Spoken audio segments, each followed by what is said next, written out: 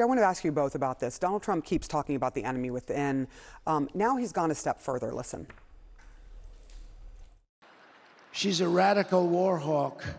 Let's put her with a rifle standing there with 9 barrels shooting at her, okay? Let's see how she feels about it. You know, when the guns are trained on her face. Donald Trump is talking about political rival Liz Cheney. He just called for executing her. Does this move people or what? Pete. I'm sickened by it, Sarah, to be honest with you.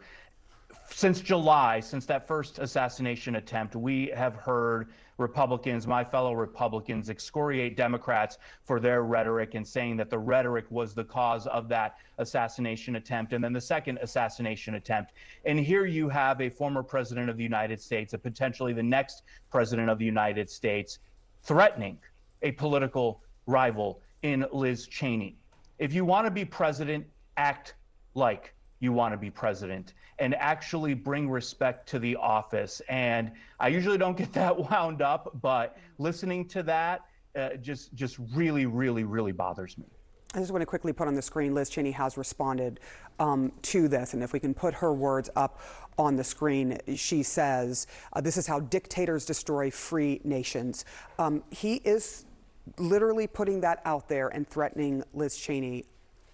It's unconscionable. What is this message? It's unconscionable. I don't know how Republican leaders, many of whom served with Liz Cheney and at one point considered her a colleague and friends, cannot denounce this. It is dangerous. It's escalatory. He's also already called for war, like tribunals against her when he's back as president. It is so unpresidential, reckless, and dangerous, and it needs to be universally condemned. Joining me now is Trump campaign surrogate Mark Lauder.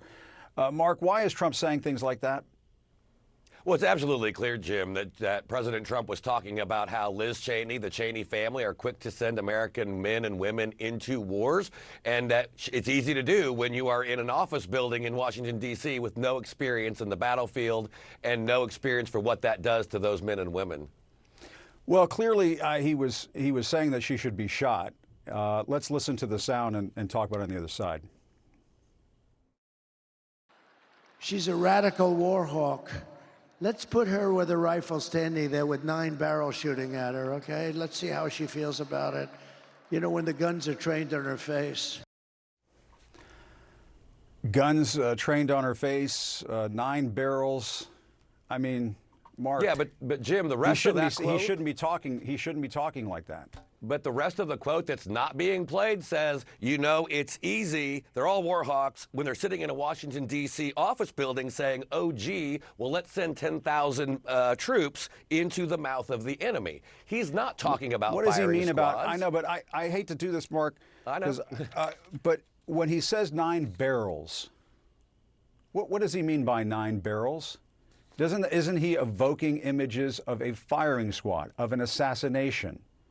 No, I think he's talking about a foxhole and staring at the face of an enemy where they have guns trained on you. And he said that she should be there with a rifle, and that which is clearly talking about being in battle, being in a foxhole. And it's easy to send America's kids off to war, but when you don't have any experience with it. All right, let's just go with your generous interpretation for a moment. Even if what you're saying is absolutely 100% true, which I don't think it is, and I have to just tell you, I think that is BS, what you're saying. You should not be using language that talks about somebody being shot. I mean, shouldn't that just be a baseline rule? I shouldn't talk about you being shot. You shouldn't talk about me being shot. Let's just make it a rule. Don't talk about your political opponents being shot. Don't talk about anybody being shot. Well, and again, though, Jim, and I agree with you on that point, but what I'm saying is he didn't say she should be shot. He said that if she was holding a rifle facing an enemy that has rifles pointed back at her, she might think differently about committing America's men and women into war zones. And so let's play it again. Let's play it again because you know, I think you need to hear it again, Mark. Honestly, I think you need to hear it again. Let's play the whole clip, though. She's a radical war hawk. Let's put her with a rifle standing there with 9 barrels shooting at her, okay? Let's see how she feels about it. You know, when the guns are trained on her face. Mark, I mean, we could play the whole night with Tucker Carlson. He says, with 9 barrels shooting at her.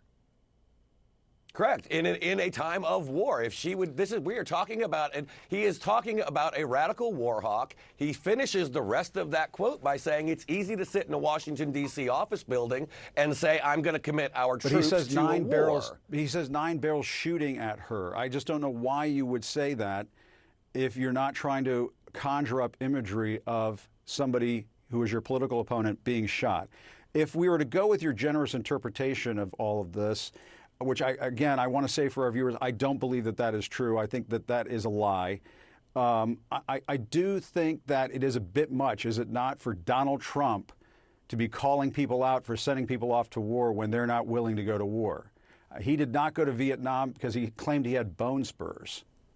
But he also served his 4 years as commander-in-chief, kept our enemies in check, killed and took terrorists off the battlefield, and actually helped to lead to more peace in the world. So, I get your argument, but when you look at his record, he's the only president this century where Vladimir Putin didn't invade a neighbor, and we were talking about historic peace deals like the Abraham Accords, not war in the Middle East. Yeah, I just think that if you weren't willing to go and fight in a foxhole, as you were saying earlier, in Vietnam, with 9 barrels shooting at you and so on, I mean, it's kind of hypocritical. It's kind of weak sauce to say that about Liz Cheney. But you were asking earlier, Mark, and I do want to. This is not. I don't play requests typically on this program. I know. But you were asking for the fuller Donald Trump. Let's play that, and let's talk about it on the other side. Let's play that. She's a radical war hawk. Let's put her with a rifle standing there with 9 barrels shooting at her, okay? Let's see how she feels about it. When the guns are trained on her face. They're all war hawks when they're sitting in Washington in a nice building saying, oh, gee, let's send 10,000 troops right into the mouth of the enemy. Yeah. I mean, he's still saying 9 barrels shooting at her, but Yeah, I think when you look at it in the qualms on larger your part. I think he's talking about war. He's talking about being in that foxhole, facing an enemy. And to your earlier question, Jim, and I agree with you. And that was something that was litigated. It was campaigned upon in 2016. Obviously, you and I were both there for that. And it was discussed about his Vietnam service. But now I think his service as commander-in-chief replaces that, and his ability to keep us out of war, negotiate historic peace, I think gives him the right to be able to say that because he was commander-in-chief. Yeah, I just think in this country, and this is what separates the United States of America from other countries, we don't talk about our political opponents being shot. We just don't do it. I mean, I guess some crackpot at the end of the bar can do it, but a presidential candidate with days before a campaign, I shouldn't say it. That's just how I feel, and I guess you don't feel that way, Mark. But as always, Mark, I appreciate your time. Absolutely. Good to talk to you, Jim. Joining me now for more on this, CNN political commentator, Democratic strategist Maria Cardona, Republican strategist, and former RNC Communications Director Doug Heye. Maria, my question is does this change any minds? I think it might. I think it might. Yeah, I think it might too, Jim. You had earlier on your show a Republican former governor who thinks that this could be the October surprise and it could absolutely be game-changing. And look, I think what it does is it continues to remind people, maybe shake some of those last voters who had Trumpnesia about what another 4 years of Donald Trump would be like. This is who he is. He is not somebody who wants to bring people together. He is not somebody who wants to give his opponents a seat at the table like Vice President Harris does. He is somebody who will wake up every day and want to figure out what list of enemies he wants to impose his revenge and his vengeance and his retribution. That is not what this country wants, and that is not what they're going to vote for on Tuesday. What do you think, Doug?